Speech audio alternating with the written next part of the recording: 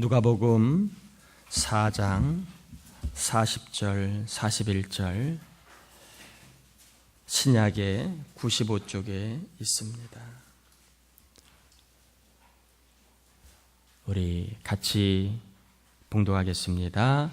해질 무렵에 사람들이 온갖 병자들을 데리고 나오매 예수께서 일일이 그 위에 손을 얹으사 고치시니 여러 사람에게 귀신들이 나가며 소리질러 이르되 당신은 하나님의 아들이니이다. 예수께서 꾸짖으사 그들이 말함을 허락하지 아니하시니 이는 자기를 그리스도인 줄 알미러라. 아멘. 아멘. 예배 오신 여러분 모두를 주의 이름으로 축복합니다. 오늘 고치시는 예수님, 이런 제목으로 말씀을 전하겠습니다. 마태복음 4장 23절과 24절에는 예수님이 하신 사역들을 조금 정리해 놓은 그러한 구절입니다. 예수께서 온 갈릴리에 두루 다니사 그들의 회당에서 가르치시며 천국 복음을 전파하시며 백성 중에 모든 병과 모든 약한 것을 고치시니 그의 소문이 온 수리아에 퍼진지라. 사람들이 모든 앓는 자, 곧 각종 병에 걸려서 고통당하는 자, 귀신 들린 자, 간질하는 자, 중풍병자들을 데려오니 그들을 고치시더라.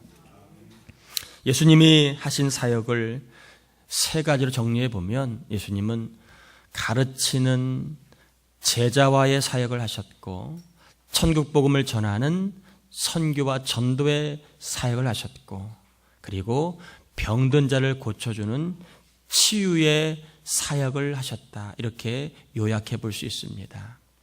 그러면 오늘 본문의 이야기는 예수님의 어떤 사역이 해당이 될까요? 본문은 예수님의 치유 사역에 해당이 되는 본문입니다. 예수님께서 베드로의 장모를 고쳐주실 무렵이 거의 아마 해가 질녘인 것 같습니다. 고치시고 나서 좀 쉬시려고 하는데 갑자기 많은 사람들이 병든 자들을 데리고 예수님께 나왔습니다. 그러자 예수님이 일일이 그 사람들의 환부에 손을 얹어서 그리고 그들을 고치시는 이야기가 본문의 이야기입니다. 이 본문을 통하여 예수님이 그리스도이심을 말해주고 있다라고 41절에 소개하지요. 구약에서도 병든 자가 낫는 일들이 있었습니다. 대표적인 예가 당시에 패권을 쥐고 있었던 아람이라고 하는 나라의 군대 장관인 나아만입니다. 이 나아만은 문둥병자로 지내야만 했습니다. 이스라엘에서 포로로 끌려온 계집 소녀가 이제 나아만의 부인에게 이렇게 말을 합니다. 열왕기하 5장 3절에 그의 여주인에게 이르되 우리 주인이 사마리아에 계신 선지자 앞에 계셨으면 좋겠나이다. 그가 그 나병을 고치리라 하시는지라. 아픈 자니까 나을 수 있다는 얘기가 얼마나 반가웠겠습니까? 나아만이 이제 아람 왕의 허락을 받고 드디어 이스라엘 땅 엘리사가 살고 있는 고향으로 갑니다. 고쳐주면 선물할 목적으로 그득한 답례품을 이제 짐승에 안겨서 떠납니다. 드디어 엘리사의 집에 도착을 합니다. 그런데 엘리사는 콧배기도 보이지 않고 이 나아만 장군에게 엘리사의 종이 나타나서 엘리사가 내려주는 처방전을 전달을 이렇게 합니다. 너는 가서 요단강에 몸을 7번 씻으라. 내 살이 회복되어 깨끗하리라 하는지라. 나아만이 존심이 상했습니다. 일개 당대 패권을 쥐고 있는 나라 2인자인데 자기 나라의 침략을 받고 그리고 있는 일개 무명의 사람이 자기를 본체만치 하니까 얼마나 자존심이 상했겠습니까? 사람이 자존심이 상하면 무섭잖아요. 해야 할 일도 하지 않고 그리고 아무것도 보이지 않잖아요. 나아만이 자존심이 너무너무 상하고 마음이 불쾌하여서 이제 병이고 나발이고 간에 다 때려치고 이제 고향으로 아람 나라로 가려고 합니다. 그때 측근들이 참 지혜로운 측근들이지요. 장군님, 존심이 중요합니까? 문둥병이 낫는 게 중요합니까? 또 그 말도 맞지요. 그러니까 나만이 존심은 상하지만 마음은 불쾌하지만 그래, 내가 병이 나으러 왔으니까 한번 믿진 척하고 처방전을 따라 내가 한번 해보리라 하고 요단강에 가서 요단강 가에 몸을 담그고 7번을 씻습니다. 그러자 어떤 일이 벌어집니까? 열왕기하 5장 14절에 보니까 나아만이 이에 내려가서 하나님의 사람의 말대로 요단강에 7번 몸을 잠그니 그의 살이 어린아이의 살같이 회복이 되어 깨끗하게 되었더라. 나아만의 문둥병이 나음을 입었다라고 이야기합니다. 심지어 구약에는 죽은 자가 살아나는 일도 있었습니다. 시돈 땅의 사르밧 과부의 아들이 중병으로 죽었습니다. 이 사실을 알게 된 엘리야가 아이를 낳고 하나님께 부르짖어 이렇게 기도합니다. 열왕기상 17장 20절과 21절에 보면 여호와께 부르짖어 이르되 내 하나님 여호와여 주께서 또 내가 우고하는 집 과부에게 재앙을 내리사 그 아들이 죽게 하셨나이까 하고 그 아이 위에 몸을 3번 펴서 엎드리고 여호와께 부르짖어 이르되 내 하나님 여호와여 원하건대 이 아이의 혼으로 그의 몸에 돌아오게 하옵소서 하니 그러자 어떤 일이 벌어집니까? 여호와께서 엘리야의 소리를 들으심으로 그 아이의 혼이 몸으로 돌아오고 살아난지라. 구약에는 죽은 아이가 살아났다라고 이렇게 소개하고 있습니다. 하나님은요, 아프고 병든 생명을 살리려고 하는 의지가 대단하신 분이십니다. 하나님은 생명을 향해 절대로 포기하지 않습니다. 살릴 수만 있다면 살리기 위해서는 모든 능력을 행하시는 분이다. 이렇게 하나님을 소개하고 있습니다. 하나님은요, 따라합시다. 나의 아버지이시다. 나의 부모님이시다. 여러분, 의사는 포기할 수 있습니다. 환자를. 그러나 부모는 자식을 포기하지 않습니다. 저희 큰형도 죽었는데 심장병으로 오랫동안 앓았습니다. 20세가 되기 전에 죽었는데 그 전까지 우리 아버지가 살려보겠다고 조선팔도를 안 다닌 곳이 없습니다. 들쳐업고 살려보겠다고 경상도, 전라도, 강원도 안 가본 곳이 없습니다. 의사는 포기할지는 모르지만 부모는 포기를 안 합니다. 세상은 포기할지는 모르지만 아버지는 자식을 포기하지 않습니다. 죽을 힘을 다해 병든 자식을 살리려고 하는 것이 아버지의 마음, 어머니의 마음, 부모입니다. 그런데 불행히도 이 마음을 다 알아주지 못하지요. 나중에 부모가 한참 되고 나서야 그때 아버지 부모님의 그 마음을 조금이나 알까요? 한 사람 한 사람의 생명을 향한 아버지 하나님의 의지와 능력을 잘 엿볼 수 있는 성경 구절이 이사야 42장 3절입니다.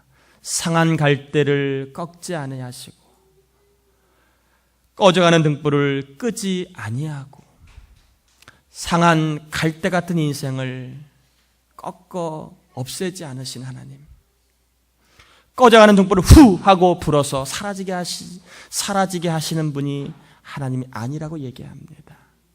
꺼져가는 등불도 살리려고 애쓰신 하나님, 상한 갈대도 꺾어 버리지 아니하시고 싸매어 고치시려고 하는 하나님 아버지의 마음이 잘 나타나 있는 정말 감동을 주는 말씀입니다.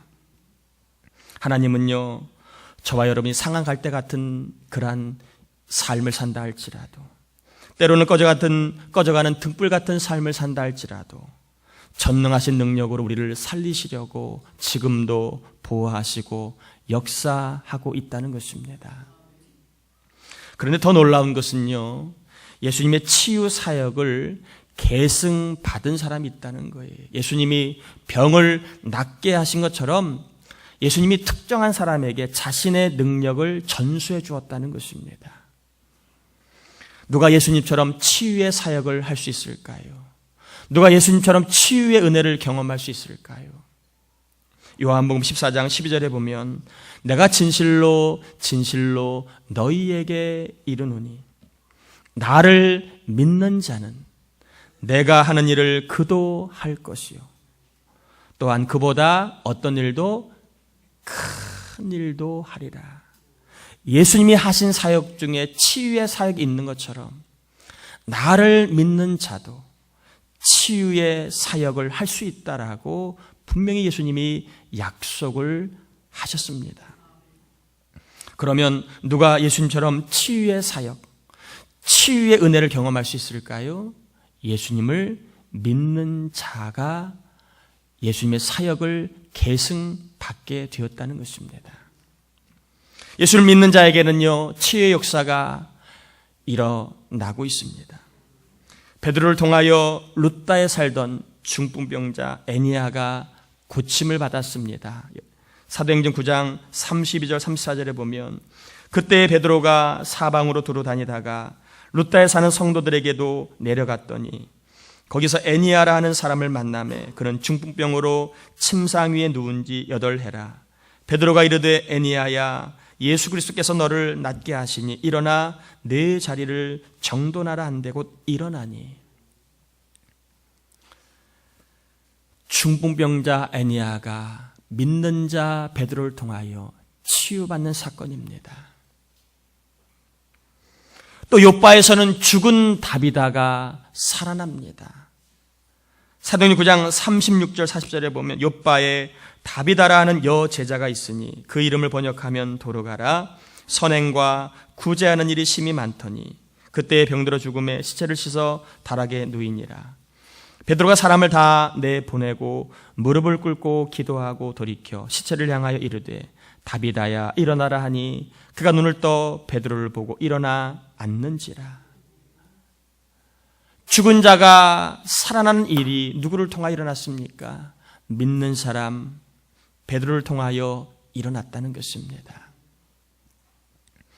또한 사도 바울을 통하여서도 치유 역사가 나타났습니다. 사도행전 19장 11절 12절에 보면 하나님이 바울의 손으로 놀라운 능력을 행하게 하시니 심지어 사람들이 바울의 몸에서 손수건이나 앞치마를 가져다가 병든 사람에게 얹으면 그 병이 떠나고 악귀도 나가니라. 믿는 자를 통하여 치유의 역사가 일어나고 있음을 성경은 분명히 증언하고 있습니다. 그래서 야고보 사도는 교회와 성도들에게 치유의 사역이 일어나도록 믿음을 갖고 기도하라 이렇게 야고보서 5장 14절 16절에 말씀하고 있는데요. 너희 중에 병든 자가 있느냐?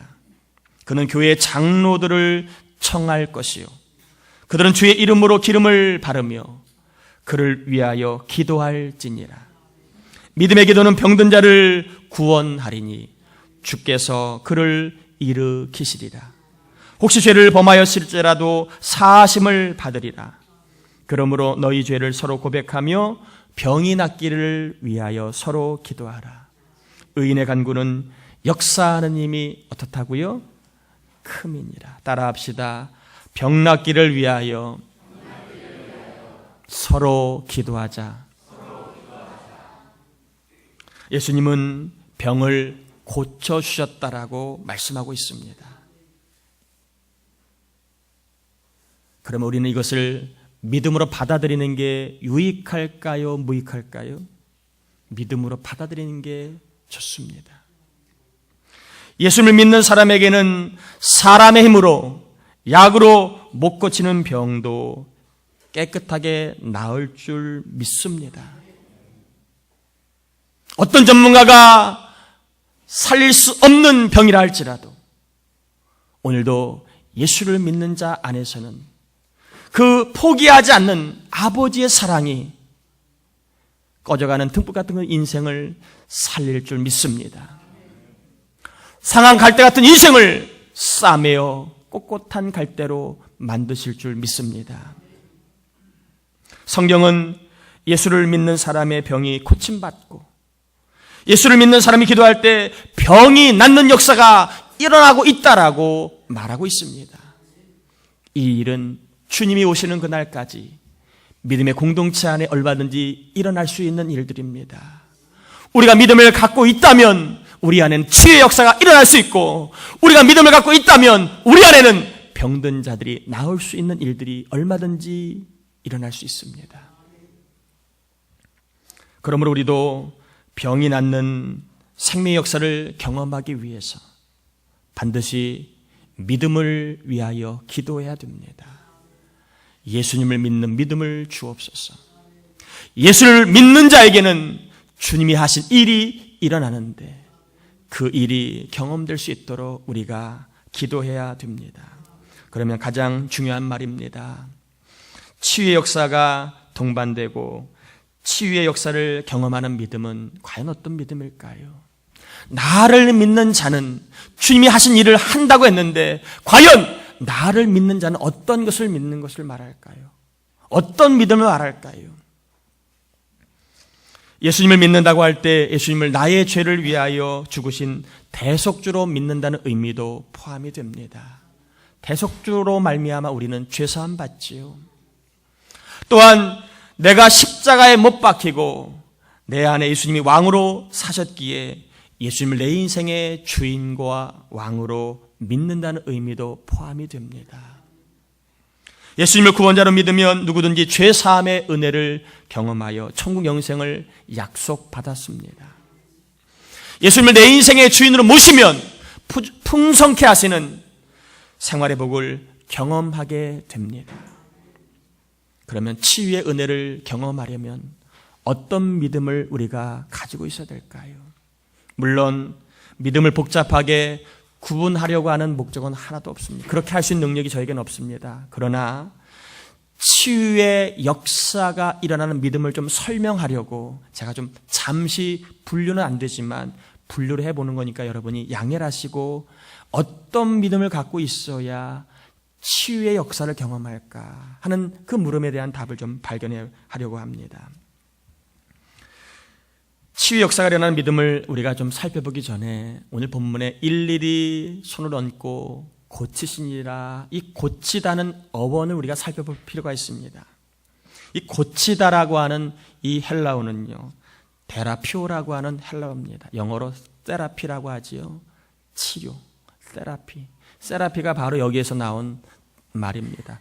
테라피오라고 하는데 이 고치다, 테라피오는요, 무슨 의미를 갖고 있었느냐 하면 신들에게 신들을 경배하고 섬긴다 이런 뜻이에요. 이게 테라피오, 고치다의 원래 뜻입니다.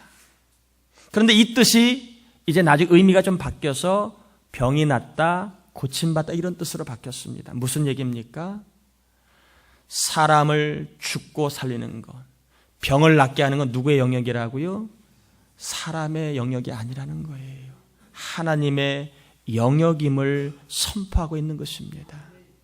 그러므로 사람이 어렵다 말해도 하나님 포기하지 않는 한 그 생명은 반드시 살아납니다. 약으로 안 되는 일이라 할지라도 하나님 붙잡고 의지하면 꺼져가는 인생 하나님이 살려주실 줄 믿습니다. 특별히 고치다는 거, 이 단어를 통해 우리가 알 수 있는 믿음은 예수님을, 하나님을 창조주, 전능하신 하나님으로 믿으라는 얘기예요. 예수님을 단지 좋은 말씀을 들려주시는 분이야. 그분은 우리보다 조금 더 나은 인간일 뿐이야. 그분은 우리에게 삶의 지혜를 주시는 현자야. 그 정도의 수준을 가지고는 병남의 역사를 경험할 수 없다는 거예요. 병고침의 은혜, 치유의 역사를 경험하기 원한다면 예수님을 창조주로, 전능하신 하나님으로 믿을 때에만 치유의 역사가 나타난다는 것입니다. 그런데 우리는 어떻습니까? 유명한 모 병원의 의사가 창조주 아닙니까? 모 약국의 약사의 말이 전능하지 않습니까? 우리 안에 치유의 역사가 일어나기 원하느냐? 그렇다면 예수님을 하나님으로 믿어라. 예수님을 창조주와 전능하신 하나님으로 믿을 때, 그리고 섬길 때, 경배할 때 그 자리에 예수님이 하신 치유의 역사가 오늘도 일어날 것이다 라고 말하고 있습니다. 그럼 여러분, 병원에 가십시오. 그러나 기도하고 가십시오. 여러분, 감기약을 드십시오. 그러나 기도하고 드십시오. 혈압약을 드십시오. 그러나 기도하고 드십시오. 왜요? 사람이 고침을 받는 것은 하나님의 영역입니다. 그러므로 여러분, 아플 때는 무조건 병원 먼저 달려가지 마시고, 아이가 아프건 본인이 아프건 병 나음은 하나님의 영역임을 인정하고 기도하시고 병원 가시길 바랍니다. 기도하시고 약을 드시길 바랍니다. 이럴 때에 치유의 은혜를 경험할 수 있다는 것입니다. 어제 갑자기 우리 집사님 딸이 이제 교회를 나온 지 얼마 안 됐는데 전철 타고 가다가 그만 좀 정신 잃었나 봐요. 얼마나 놀랬겠습니까? 그래가지고 119 통해서 이제 가까운 역 가까운 병원에 응급실에 갔습니다. 마음이 좁아하지요. 사람이 쓰러졌으니까 얼마나, 그것도 젊은 아이가 쓰러졌으니까 얼마나 걱정이 컸겠습니까? 저도 좀 궁금해서 전화했더니 아이가 아파가지고 말을 잘 못해요. 그래서 검사한다고 그래서 하나님, 이제 막 교회를 다니는 아이인데 이번에 하나님 살아계심을 좀 보게 해 주옵소서. 나도 모르게 그런 기도가 나왔어요. 그리고 나서 이제 저녁쯤에 이제 어머니랑 통화를 하는데 피검사 결과가 나왔답니다. 여러분, 실신할 정도면 뭔가 좀 위기감이 느끼지 않나요? 하나님이 검사 결과가 나왔는데 아무 이상 없다고 아무 이상 없다고 엄마가 저녁에 데리고 와서 아마 집에서 이렇게 쉰 모양이에요. 저는 좀 개인적으로 이번 일을 통해 작은 일이지만 제가 설교를 준비하며 오늘 병을 고쳤다는 얘기를 전하려고 하는데 하나님 나에게도 이런 믿음을 주셨구나 하는 생각을 가져봤습니다. 여러분, 우리의 병을 낫게 하시는 거 창조주 하나님이십니다. 우리의 상한 마음을 고쳐주시는 분 전능하신 하나님이십니다.